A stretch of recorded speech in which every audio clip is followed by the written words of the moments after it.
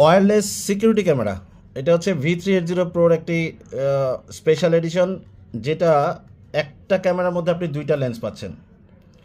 এই লেন্সটা হচ্ছে ফিক্সড, আর এই পাশে যে লেন্সটা এটা 360 ডিগ্রি, মানে এটা প্যান এবং টিল্ট দুইটাই হবে, উপরে নিচে যাবে, অথবা আপনি চাইলে পুরোটা অ্যাপ থেকে ম্যানুয়ালি ঘোরাতে পারবেন।